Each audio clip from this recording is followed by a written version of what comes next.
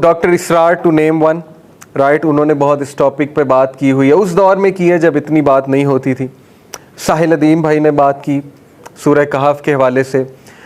हमज़ा यूसुफ बहुत बात करते हैं, if you know about Hamza Yusuf, Ustad Hamza Yusuf America में होते हैं, बहुत बात करते हैं इस पे, एंड टाइम्स पे, फितना दज्जाल पे।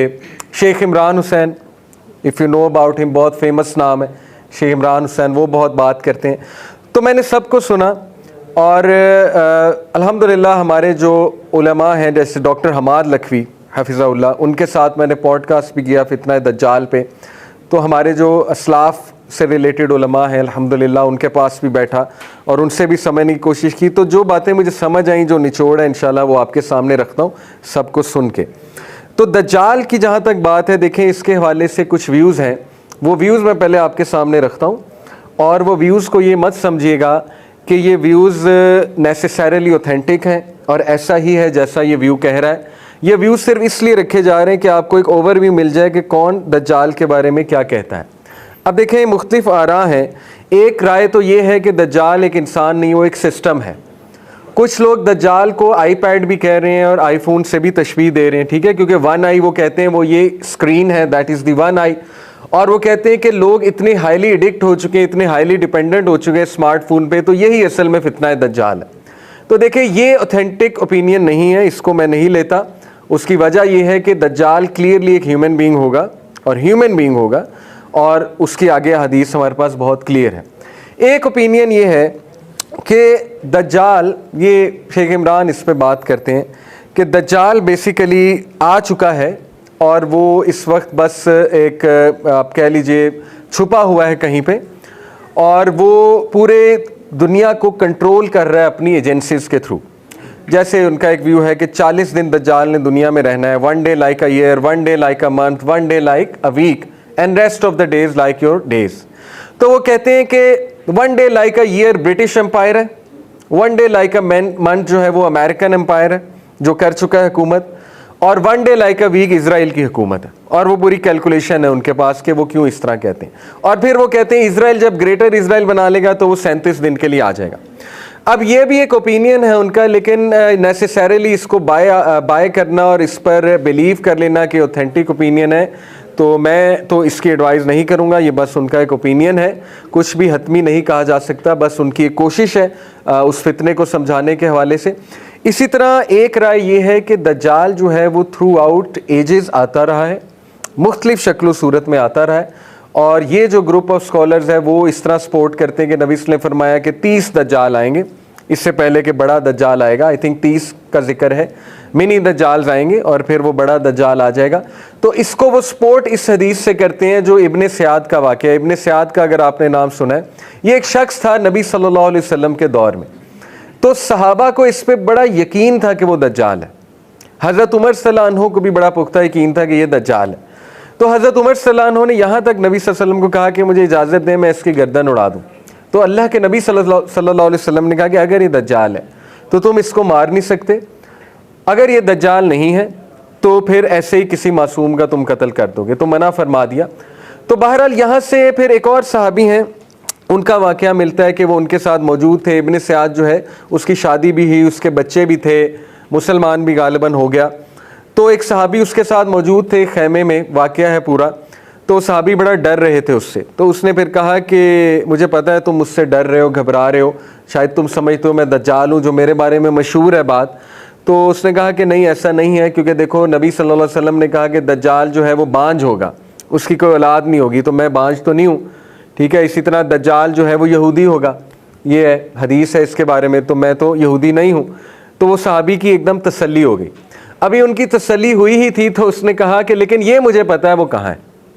तो वो सहाबी एकदम दोबारा से डर गए। ये पूरा वाक़या है। तो वो बहुत ही अजीब एक पर्सनैलिटी थी इब्ने सयाद, और उसका पता नहीं लगा, वो अचानक गायब हो गया कि वो कहाँ गया। और इब्ने सयाद जो है उसके बारे में आता है कि शायद वो कोई मैजिशियन था, कोई सूदसेर था, क्योंकि वो कुछ मुंह में बड़बड़ाता भी था, पढ़ता भी था और पीछे से भी देख लिया करता था, यानी ऐसी बातें मशहूर थी उसके बारे में। तो बहरहाल कुछ लोग यहाँ से दलील पकड़ते हैं, वो ग्रुप जो मैं आपको कह रहा हूँ जो कहते हैं कि दज्जाल हर दौर में आता रहता है भेस बदल के, वो कहते हैं कि ये दज्जाल था, भेस बदल के आया हुआ था। और वो कहते हैं कि वो स्पिरिचुअल फॉर्म तो नहीं कहेंगे, इसको कह देंगे in the spirit he is in the world of apparitions, जो असल में वो कहते हैं तमीम अद-दारी का वाक़या है, जो आपने पूरी हदीस सुनी कि वो जजीरे में गए, he got lost, his ship got lost, वो पूरा वाक़या है। अगर आपने नहीं सुना मैं थोड़ा सा सुना देता हूँ। एक क्रिश्चियन थे, तमीम अद-दारी उनका नाम था, बाद में फिर मुसलमान हो गए। तो वो नबी सल्लल्लाहु अलैहि वसल्लम के हुज़ूर आके अपना वाक़या सुनाते हैं। तो वाक़या उनका ये था कि वो कहते हैं कि मैं और मेरे कुछ दोस्त और मेरे साथी जो है वो सी की तरफ गए, और गालिबन रेड सी की तरफ गए होंगे, क्योंकि ज़ाहिर है सऊदीया के नीचे रेड सी सबसे करीब है। तो वहाँ 1 महीना तूफ़ान चलता रहा, और उसके बाद जो है हमारी कश्ती या हमारा शिप जो है वो बस एक जगह किनारे पे जाके लगा। तो हम क्या देखते हैं, एक जजीरा है, और वहाँ पे एक जानवर आता है बहुत ही अजीबोगरीब, जिसको कुछ लोग बिग फुट कह देते हैं, कहते हैं बिग फुट रियल है। ये कैरेक्टर आपको पता है, बिग फुट दिखाया जाता है बच्चों के कार्टून्स वगैरह में। बहरहाल तो वो कहते हैं कि उसके बाल ही बाल थे, ऊपर से लेके नीचे तक बाल ही बाल थे। उसने कहा मैं जस्सासा हूँ और मेरा आका तुम्हें बुला रहा है, वो मंदिर में है, टेम्पल में है, कैद है। तो वो वहाँ गए तो देखा कि एक बहुत ही मस्कुलर किस्म का बंदा, और उसकी आई मसक हुई थी, एक जो है वो ग्रेप की तरह बाहर निकल रही थी। तो वो जंजीरों में जकड़ा हुआ था। तो उसने कुछ सवालात पूछे, 3 सवालात पूछे प्रिसाइजली कि ये हो गया, ये हो गया है। तो तमीम अद-दारी ने उसे जवाब दिए। तो उसने कहा कि जब ये तीनों चीज़ें हो जाएंगी तो मेरा खरूज हो जाएगा। यहाँ तक कि भी उसने कहा कि क्या कोई शख्स आया जो कहता है मैं नबी हूँ मोहम्मद सल्लल्लाहु अलैहि वसल्लम? तो उन्होंने कहा कि जी आया है। तो उसने कहा कि अरबियों के लिए बेहतर है उसका कहना माने। तो नबी सल्लल्लाहु अलैहि वसल्लम को जब ये बात तमीम अद-दारी ने बताई तो नबी सल्लल्लाहु अलैहि वसल्लम ने कहा कि है तो वो झूठा, लेकिन उसने बात यहाँ पे सच की है। तो ये जो वाक़या है, अब इसके बारे में भी कुछ इख्तलाफ उलमा में पाया जाता है। एक जो ज़्यादा ऑथेंटिक ओपिनियन है वो यही है कि ये एक रियल मुलाकात थी, and Tamim ad-Dari really saw him and really met him. एक जो है स्कॉलर्स का ओपिनियन ये है कि ये एक विजन था, ये असल वाक़या नहीं था। ये जैसे एक स्पिरिचुअल विजन होता है, ये विजन दिखाया गया था तमीम अद-दारी को, और उस विजन में वो वर्ल्ड ऑफ एपरिशंस में गए थे। वर्ल्ड ऑफ एपरिशंस क्या है? ये दरमियान की एक दुनिया स्कॉलर्स के नज़दीक है कि ज़ाहिर है हमारी जो दुनिया, जो फिज़िकल वर्ल्ड है, इसके दरमियान भी एक दुनिया है, वर्ल्ड ऑफ एपरिशंस। ये बड़ा मशहूर कॉन्सेप्ट है, इसको आप सर्च भी कर सकते हैं। वो कहते हैं कि वर्ल्ड ऑफ एपरिशंस में चले गए थे और वहाँ पे उनको इन स्पिरिट जो है वो दज्जाल नज़र आया। तो वो ये कहते हैं कि इन स्पिरिट वो उस जगह है, लेकिन बार बार उसकी मैनिफेस्टेशन होती है ह्यूमन फॉर्म में मुख्तलिफ टाइम्स के ऊपर।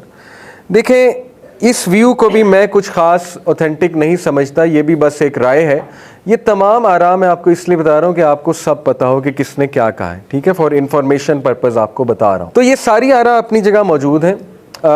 इसी तरह कुछ लोग कहते हैं कि दज्जाल उसी जजीरे पे है, और उस जजीरे पे अमेरिकन जाते हैं, और ये फ्री मेसन्स जाते हैं, इल्यूमिनाटी जाते हैं, उससे जाके मिलते हैं, उससे अहकामात लेते हैं, प्लानिंग करते हैं, वगैरह वगैरह। ये भी आरा है। तो देन अगेन ये वो बातें हैं, देखें, जिसका हमारे पास कोई ठोस प्रूफ नहीं है, और at the end of the day इसको कॉन्स्पिरेसी की कैटेगरी में ही डाला जाएगा। आप कहीं भी बात करेंगे, और टू बी ऑनेस्ट देखें, हमारा इससे कोई ख़ास ताल्लुक़ नहीं है कि दज्जाल असल में कहाँ है, क्या कर रहा है और कब आएगा। हमारा ताल्लुक़ इससे कि उससे बचना कैसे, ठीक है, ये हमारा एरिया ऑफ इंटरेस्ट होना चाहिए, ना कि हम इतना इसमें डेप्थ में पड़ जाएं कि असल में वो है क्या चीज़। सिस्टम है, कुछ लोग कहते हैं, ठीक है, वो कहते हैं ह्यूमन बीइंग नहीं है, वो कहते हैं सिस्टम है, और उसका सिस्टम वो कहते हैं वो नज़र आ रहा है, वो दज्जालियत का सिस्टम है पूरा। उसमें वो कहते हैं कि ये जो मीडिया है, सोशल मीडिया, ये दज्जाल है, इसी तरह ये जो नेटफ्लिक्स है ये दज्जाल है, वगैरह वगैरह।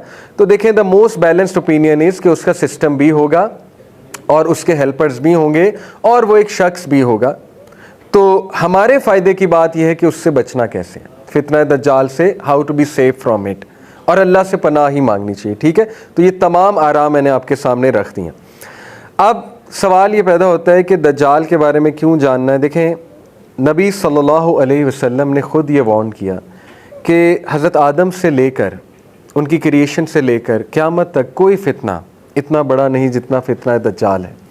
फितना का जो मतलब है वो है टेस्ट और ट्रायल, एक बहुत कठिन टेस्ट और ट्रायल। फितना कोई गाली नहीं है। कुरान मजीद ने औलाद को भी फितना कहा है, माल को भी फितना कहा है, हदीस ने औरत को भी फितना कहा है। तो ये कोई गाली नहीं है। इससे मुराद बेसिकली ये है कि ऐसी चीज़ जो इंसान के ईमान को बहुत ज़्यादा टेस्ट और ट्रायल में डाल दे। तो इन दैट सेंस फितना दज्जाल एक बहुत बड़ा फितना है। दीन की बात फैलाना सदक़े जारिया है। सवाब की नीयत से वीडियो को शेयर ज़रूर कीजिए। जज़ाकल्लाह।